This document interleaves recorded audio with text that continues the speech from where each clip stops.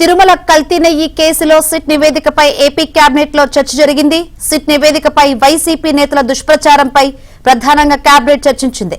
ఈ క్రమంలో సిట్ నివేదిక తెప్పించాలని సిట్ కోరగా ఇప్పటికే సిబిఐ ఆధ్వర్యంలోని సిట్ ఛార్జ్షీట్ వేసిన విషయాన్ని అధికారులు చెప్పారు. సిట్ నివేదిక ఆధారంగా వచ్చిన దానిపై స్పందించాలని మంత్రులకు సీఎం చంద్రబాబు సూచించారు.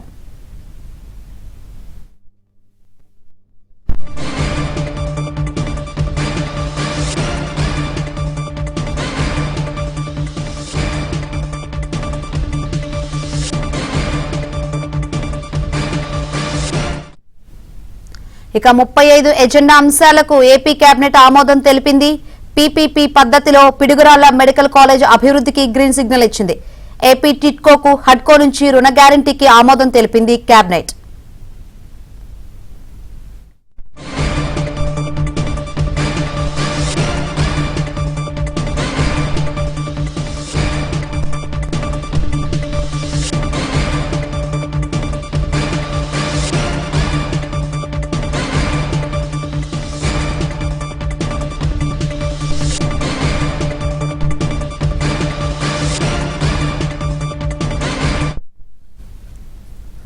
తిరుమల కల్తీ నెయ్యి కేసులో సిట్ నివేదికపై ఏపీ కేబినెట్ లో చర్చ జరిగింది. సిట్ నివేదికపై వైసీపీ నేతల దుష్ప్రచారంపై ప్రధానంగా కేబినెట్ చర్చించింది.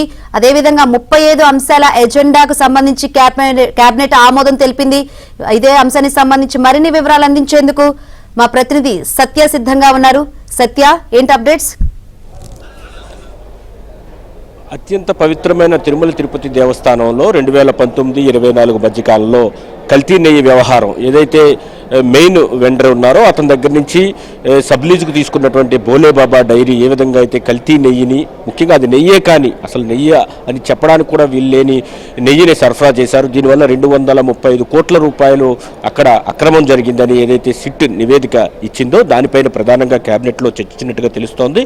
ముఖ్యంగా ఈ నివేదికను అనుసరించి ఈ నివేదికను అనుసరించి పూర్తి స్థాయి నివేదికను కేబినెట్ తెప్పించుకోవడంతో పాటు నివేదిక చూసిన తర్వాత మంత్రులు దీనిపై స్పందించాలని కూడా ముఖ్యమంత్రి చెప్పినట్టుగా తెలుస్తుంది. ఒకవైపు నివేదిక స్పష్టంగా కల్తీ నెయ్యి విషయంలో అవకతవకలు జరిగాయి అని తేలుతున్నప్పటికీ కూడా వైసీపీ ఎదురుదాడే అస్త్రంగా దిగి నివేదికను కూడా వక్రీకరించే విధంగా ఏ విధంగా అయితే అబద్ధపు ప్రచారాలు చేస్తుందో వాటిని కూడా తిప్పికొట్టాల్సిన అవసరం ఉందని ముఖ్యమంత్రి కేబినెట్లో అభిప్రాయపడినట్టు తెలుస్తోంది. దీనికి సంబంధించి కేబినెట్ కంటే ముందు సీఎం నివాసం వద్ద మంత్రి లోకేష్ ఇచ్చిన బ్రేక్ఫాస్ట్ విందుకు మంత్రులు హాజరైన సందర్భంలో కూడా విస్తృతంగా చర్చ జరిగినట్టుగా తెలుస్తోంది. ముఖ్యంగా పవిత్రమైన తిరుపతి లడ్డూను కల్తీ చేసిందే కాక అది దాన్ని నిర్ధారించినటువంటి రిపోర్ట్ను కూడా వక్రీకరిస్తూ వైసీపీ చేస్తున్న ప్రచారంపై చర్చ జరిగినట్టుగా తెలుస్తుంది. పాలే లేని కల్తీ లేని సృష్టించి దేవుడి ప్రసాదాన్ని అపవిత్రం చేయడం క్షమించడానికి నేరం అనే అభిప్రాయం కూడా వ్యక్తమైంది. అదేవిధంగా 100 కోట్ల కుంభకానికి పాల్పడమే కాకుండా ఎదురుదాడి దిగడం, అదే సమయంలో రిపోర్ట్ని తప్పుపడుతూ కూడా ప్రచారం చేయడం పైన కూడా కేబినెట్లో చర్చకు జరిగినట్టుగా తెలుస్తుంది. అంతకుముందు జరిగిన బ్రేక్ఫాస్ట్ సమావేశం లోకేష్ వద్ద కూడా ఈ చర్చ జరిగినట్టుగా తెలుస్తోంది. దీంతో పాటు ఈరోజు కేబినెట్లో పలు కీలక నిర్ణయాలు తీసుకున్నారు. ముఖ్యంగా 35 అజెండా అంశాలకు ఈరోజు కేబినెట్లో ఆమోద ముద్ర వేశారు. పిడుగురాల వైద్య కళాశాల పీపీపీ పద్ధతిని అభివృద్ధి చేసే ప్రతిపాదనకు గ్రీన్ సిగ్నల్ ఇచ్చారు. ఎస్వి యూనివర్సిటీ పరిధిలో 33 ఎకరాల భూమిని వ్యవసాయ మార్కెట్ కమిటీకి బదిలీ చేసే అంశంపైన కూడా కేబినెట్లో చర్చ జరిగి దానికి ఆమోదం లభించింది. Palamaner livestock research station ఏర్పాటుకు సంబంధించి భూ బదిలీ ప్రతిపాదనకు కూడా ఈరోజు కేబినెట్లో ఆమోద ముద్ర తెలిపారు.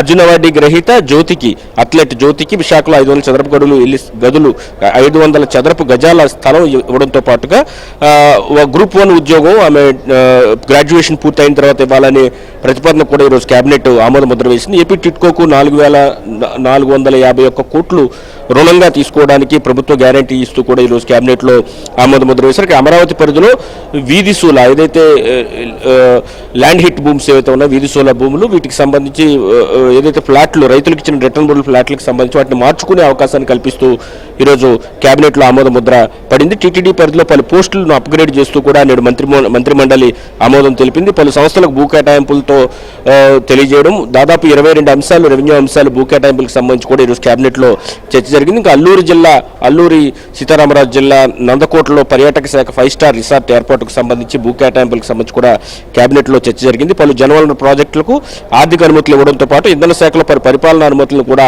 ఈరోజు కేబినెట్లో ఇవ్వడం జరిగింది.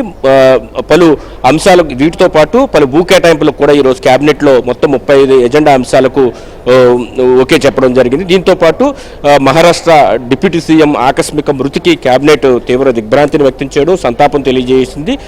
ముఖ్యమంత్రి కూడా మహారాష్ట్ర వెళ్లే అంశంపైన కూడా ఇంకా చర్చలు అయితే కొనసాగుతున్నాయి. వెళ్తారా వెళ్ళరా అనేది మరి కాసేపట్లో తెలిసే అవకాశం ఉంది. మహారాష్ట్ర డిప్యూటీ సీఎం చనిపోయిన వ్యక్తికి ఎవరైతే చనిపోయారో ఆ ప్రమాదంలో వారందరికీ కూడా కేబినెట్ 2 నిమిషాల పాటు మౌనం పాటించి సంతాపం తెలియజేసిన పరిస్థితి ఉంది. రైట్ సత్య.